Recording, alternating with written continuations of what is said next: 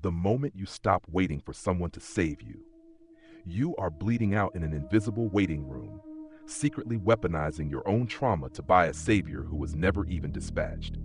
The rescue ship sank decades ago. Watch until the end to discover why the violent death of this illusion is your only remaining salvation. The silent death of the savior illusion. Have you ever felt the precise, agonizing moment your innocence actually died? It rarely happens in childhood. It happens much later, in the suffocating quiet of your adult life, and it brings a terrifying revelation. You have been profoundly lied to since the day you were born. You were conditioned by fairy tales, society, and whispered promises to believe that if your pain was deep enough, if you suffered silently and nobly enough, a benevolent force would intervene. You have spent years secretly bleeding, keeping your bags packed in a psychological purgatory, waiting for a hero, a lover, or a stroke of fate to swoop in and make your existence make sense. But as you stare into the dark corners of your bedroom tonight, the devastating truth finally wraps its cold hands around your throat. The rescue ship you have been waiting for sank a long time ago. The receptionist in your waiting room has gone home. Absolutely no one is coming to save you. The inner multiverse warmly welcomes you and invites you to confront the shadows of your own mind. If this raw truth resonates with the unspoken ache within you, please subscribe to our channel, supporting our dedication to creating more profound, life-altering psychological explorations in the future. We are so desperate to be rescued that we fail to see we are the architects of our own paralysis. The realization that no one is coming rarely arrives with the dramatic crescendo or the swelling orchestral score we have been trained to expect. There is no sudden, tearful breakdown where the universe magically realigns. Instead, this earth-shattering epiphany slips in quietly, almost imperceptibly, creeping through the most painfully mundane moments of your existence. It strikes during a silent, monotonous commute home, or while you are simply washing dishes, watching the soapy water spiral mindlessly down the drain. It arrives not in a loud burst of cinematic tragedy, but in the crushing, profound silence that follows when sheer emotional exhaustion finally strangles the very last remnants of your blind hope. You realize, with a chilling clarity, that you have handed the keys to your life over to ghosts.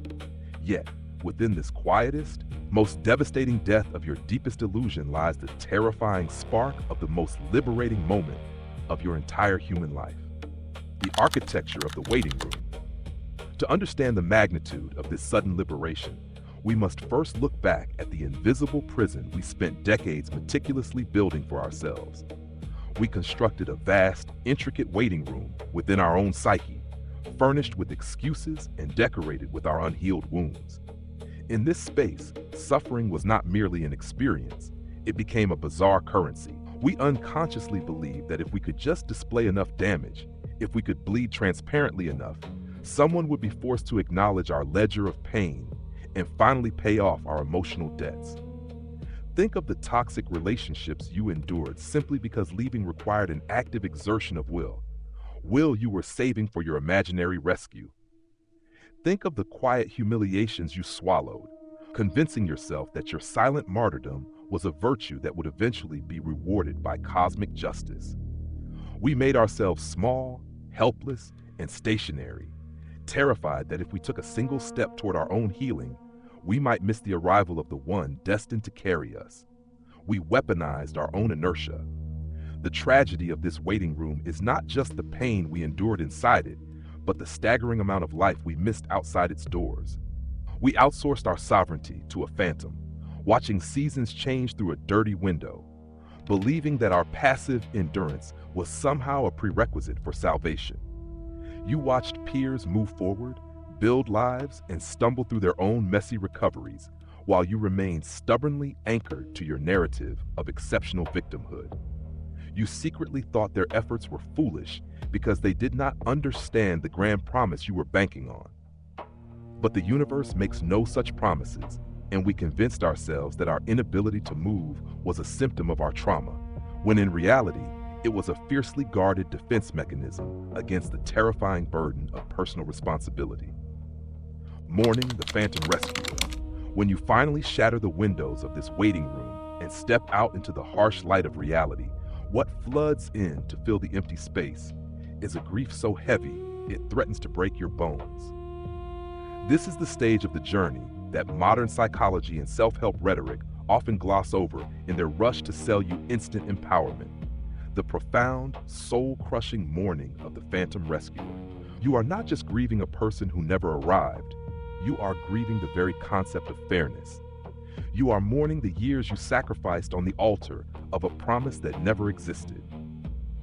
There is a deep, visceral anger that rises in your throat, rage at the caretakers who failed to protect you, rage at the society that fed you fables, and most devastatingly, a suffocating rage at yourself for believing the lie for so long. You must sit in the agonizing realization that the cavalry is not coming over the hill, and worse, they were never even dispatched. The fantasy of the savior was a warm blanket on a freezing night, and ripping it off leaves you exposed to the biting winds of existential isolation. It hurts to acknowledge that your pain, no matter how immense or unjust, does not grant you a cosmic exemption from having to walk the rest of the way on your own 2 feet. You cry for the child inside you who waited patiently in the dark, keeping the porch light on for a hero who got lost in the mail. It is a dark night of the soul, where you must finally bury the hope that someone else will come to decipher your map. Letting this illusion die is a violent, bloody internal process, and you have to attend the funeral of your own innocence, doing it completely alone, feeling every agonizing ounce of this loss before you can ever hope to rebuild. The brutal anatomy of standing up, punk. Yet, it is precisely within the absolute zero of this spiritual winter, when the mourning has hollowed you out completely, that your dormant survival instincts finally begin to twitch. This is where the brutal, unglamorous mechanics of self-rescue actually begin. Taking responsibility for your life does not mean you are to blame for the traumas that shattered you, but it is a radical, heavy acceptance that the cleanup is entirely yours to manage. Standing up for the first time is not a triumphant leap, it is an ugly, clumsy crawl.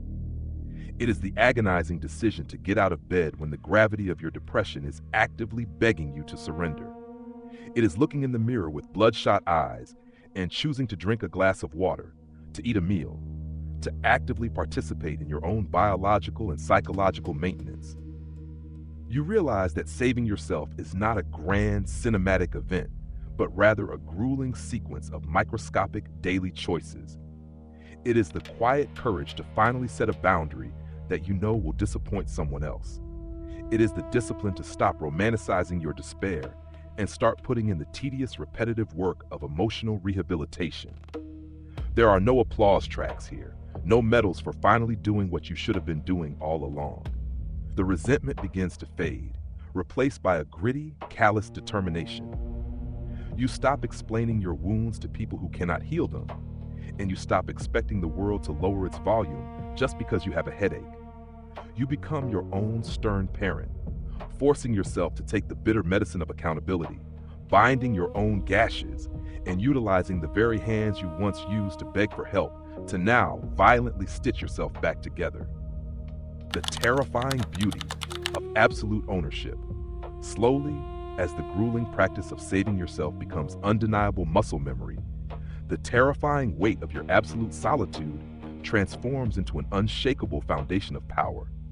You step into the breathtaking beauty of absolute ownership, realizing that the absence of a savior was never a curse, but the greatest gift the universe could have possibly bestowed upon you. When you no longer scan the horizon for a rescue ship, your eyes finally adjust to the immediate terrain, and you discover that you have always possessed the raw materials to build your own sanctuary. The anxiety of waiting evaporates, leaving behind a profound, crystalline peace. You are no longer a victim of circumstance, tossed around by the whims of fate and the unreliability of others. You are the architect, the captain, and the storm itself. There is an intoxicating freedom in knowing that your survival is entirely dependent on the one person who will never abandon you, yourself. The inner void that you desperately tried to fill with external heroes is now flooded with your own fierce, unyielding presence. You look back at the dark bedroom where your innocence died, where you first realized no one was coming, and you no longer feel a chill of despair. Instead, you feel a deep, quiet reverence for that painful night, because it was the exact moment you stopped being a passive passenger in your own existence. You have become the exact entity you spent your entire life praying for. And as you stand tall in the wreckage of your past illusions, scarred but intensely alive, you walk forward into the rest of your life with the dangerous, unbreakable certainty that the hero of your story has finally arrived, and they have your face. And finally, conclusion. The journey from profound brokenness to self-sovereignty is not a fairy tale of sudden rescue, but a grueling, magnificent evolution of the human spirit. For too long, we trap ourselves in a self-constructed waiting room, using our pain as a currency we secretly hope will buy us salvation from an external savior. The turning point of our lives arrives not with a hero on horseback, but with a crushing absolute realization: no one is coming. This brutal epiphany forces us into a period of deep mourning, a grieving of lost time, shattered illusions, and the childhood innocence that believed the universe owed us fairness. Yet it is exactly within this agonizing void that true healing begins. Stripped of the fantasy of rescue, we are forced to take radical accountability. We learn that standing up is a clumsy, unglamorous series of microscopic daily choices, choosing to get out of bed, to set boundaries, and to stitch our own wounds. It is an excruciating process, but as this daily discipline of self-rescue becomes muscle memory, a profound metamorphosis occurs. The terrifying isolation transforms into an unbreakable fortress of self-reliance. We realize that the absence of a savior was the universe's greatest gift, forcing us to discover our own boundless capacity for resilience. Ultimately, the waiting room is demolished not by an outside force, but by our own hands. We step into the light of absolute ownership, standing tall in the wreckage of our past illusions, armed with the undeniable certainty that the hero we spent our entire lives waiting for was always staring back at us in the mirror. Profound lesson. The ultimate tragedy of trauma is not just the pain it causes, but the passive inertia it breeds. The deepest lesson here is that while your wounds and your trauma are absolutely not your fault, your healing is entirely your responsibility. True freedom begins the exact moment you willingly attend the funeral of your own savior complex and accept the heavy, magnificent burden of self-ownership. How to apply this to your life today? Audit your waiting room. Identify the areas in your life where you are currently pausing your progress in the hopes that someone else will fix it, validate it, or apologize for it. Master the micro choices. Stop looking for a grand leap of healing. Focus entirely on the unglamorous, microscopic mechanics of self-maintenance. Drink the glass of water. Go for the walk. Set the uncomfortable boundary. Stop performing your pain. Shift your energy from explaining your wounds to people who cannot heal them, to actively stitching those wounds yourself. Be the stern, loving parent to yourself that you always needed. We would love to hear from you. What is one small, everyday step you have taken recently to become the hero of your own story? Please share your thoughts and experiences in the comments section below so we can all learn from and inspire one another's journeys. If you found value in this message, please hit the subscribe button to support the channel. Your encouragement gives us the motivation to continue creating deep, meaningful content like this for you.